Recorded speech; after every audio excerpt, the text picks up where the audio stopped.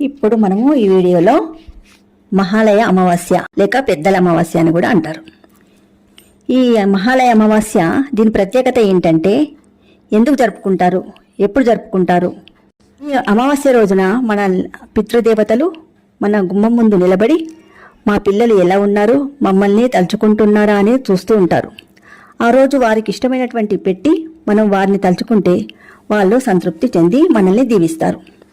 పితృదేవత ఆశీర్వాదం ఉంటేనే మనకు అన్ని శుభాలు కలుగుతాయి. పితృశాపం మనకు ఉన్నట్లయితే మన ఇంట్లో మరియు మనకు కలిసి రాకపోవడం, గొడవలు జరగడం, సంతాన వృద్ధిలో ఆటంకాలు కలగటం ఇవన్నీ కూడా జరుగుతాయి. వారు ఎప్పుడైతే సంతృప్తి చెందుతారో అప్పుడు మనకు శుభాలు కలుగుతాయి. పితృదోషం ఉన్నవారే కాకుండా ఎవరైనా అమావాస్య రోజు లేదా పితృపక్షంలో ఎప్పుడైనా వాళ్ళ ఆత్మను సంతృప్తి పరుస్తే మనకు అన్ని విధాలుగా శుభ ఫలితాలు కలుగుతాయి.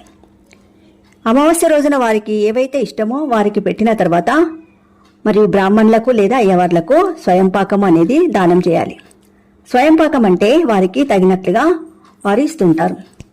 అంటే మంచి స్వచ్ఛమైనటువంటి బియ్యము, కూరగాయలు, చింతపండు, తాజా పండ్లు, నూనె, వారికి స్తోమత ఉంటే బట్టలు, డబ్బులు ఇవన్నీ కూడా ఇస్తూ ఉంటారు.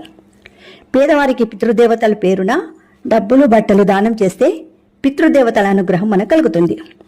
ఈ పితృపక్షంలో మన పితృదేవతలు కాకి రూపంలో మన ఇంటి చుట్టూ తిరుగుతూ ఉంటే దానికి ఏదైనా ఆహారాన్ని పెట్టినట్లయితే పితృదేవతల యొక్క ఆశీర్వాదాలు మనకు, శుభాలు అన్నీ కూడా మనకు చేకూరుతాయి.